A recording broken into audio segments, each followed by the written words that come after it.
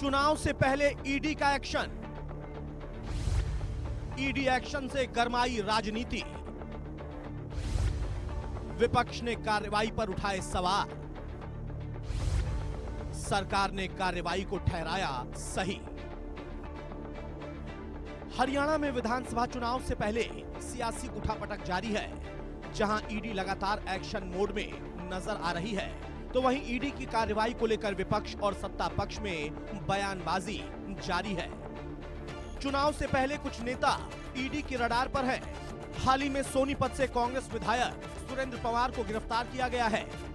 भूपेंद्र हुड्डा के करीबी और महेंद्रगढ़ से कांग्रेस विधायक रावदान सिंह के ठिकानों पर दबिश दी गई, जहां उनके बेटे और उनके करीबियों से करोड़ों की नकदी मिली है। इससे पहले समालखा से कांग्रेस विधायक धर्म सिंह छौक्कर के बेटे को भी गिरफ्तार किया गया था। वहीं पूर्व सीएम भूपेंद्र सिंह हुड्डा की भी आने वाले दिनों में मुश्किलें बढ़ सकती हैं। चलिए अब आपको ग्राफिक के माध्यम से बताते हैं कि ईडी की अब तक की कार्रवाई में क्या क्या हुआ। ईडी की अब तक की बड़ी कार्रवाई। कांग्रेस विधायक सुरेंद्र पवार गिरफ्तार। सुरेंद्र पवार पर बड़े पैमाने पर खनन करवाने का आरोप। पूर्व एमएलए दिलबाग सिंह हो चुके हैं गिरफ्तार। 5.29 करोड़ रुपए मिले नगद। रावदान सिंह के ठिकानों पर ईडी की रेड। कांग्रेस विधायक के बेटे करीबियों से रकम जब्त ईडी को मिला। 1.42 करोड़ रुपए कैश। मनी लॉन्ड्रिंग एक्ट के तहत की गई थी कार्रवाई। हरियाणा में कांग्रेस नेताओं पर ईडी की रेड पर विपक्ष लगातार सवाल उठा रहा है। पूर्व केंद्रीय मंत्री वीरेंद्र सिंह ने कहा कि जिस तरह से राजनीतिक कारणों से छापे पड़ते हैं वो गलत है। अमित शाह जाएंगे, वहीं ईडी भी पीछे पीछे जाएगी, सीबीआई भी पीछे पीछे जाएगी। तो ये तो इनकी मानसिकता है। सबको पता चल गया इस देश में कि क्या हमारे इस देश के गृह मंत्री की क्या मेंटेलिटी है, किस तरह से विपक्ष को दबाना चाहते हैं। लेकिन इनकी पोल खुल चुकी है। लोग कोई दबने वाला नहीं है, कोई डरने वाला नहीं है। भाजपा की कार्यप्रणाली का हिस्सा है कि जांच एजेंसियों का दुरुपयोग कर कर विपक्ष के नेताओं को निशाने पे लिया जाता है। ये कोई नई बात नहीं, देश में चल रहा है।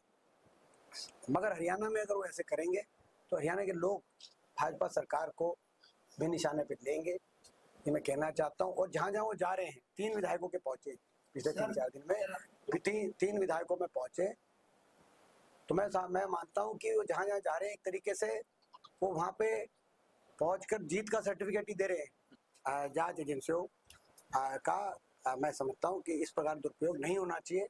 हम इसकी निंदा करते हैं। जिस तरीके से राजनीतिक कारणों से ये छापे पड़ते हैं वो गलत है।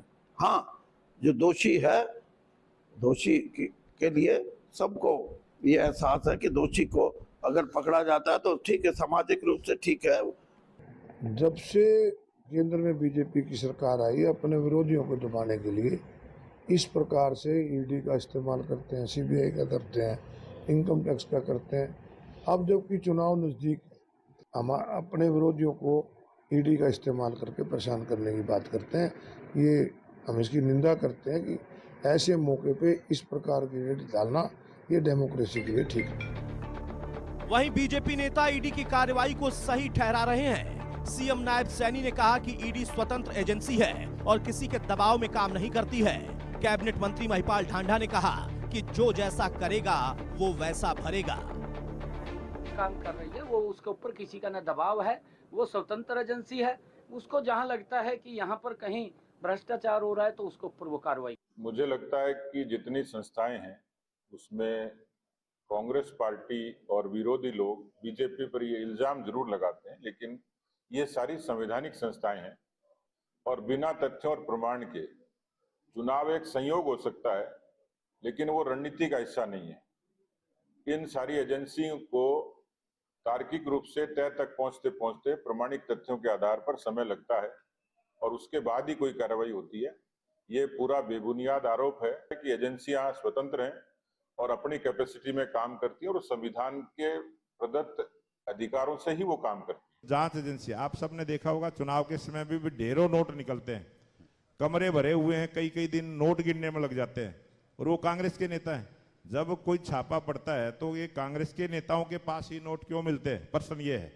और इस पर्सन का जवाब जनता चुनाव में देती है। छापा देखो, कांग्रेस कई साल शासन रही है और जो ये केस, चाहे वो कांग्रेस के पॉलिटिशियंस हो या कोई और हो, तो कई सालों पहले ये केस दर्ज हो चुके थे।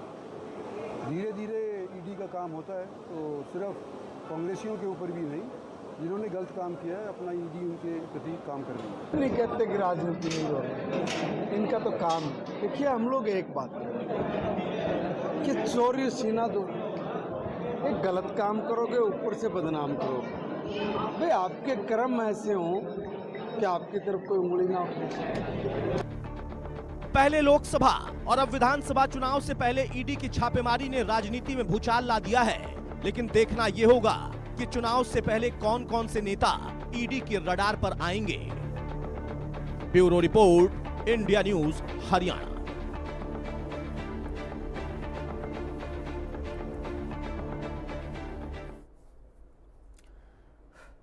फिलहाल इन तमाम खबरों के साथ इस बुलेटिन से मुझे दीजिए इजाजत। बाकी खबरों के लिए आप बने रहिए। राम राम।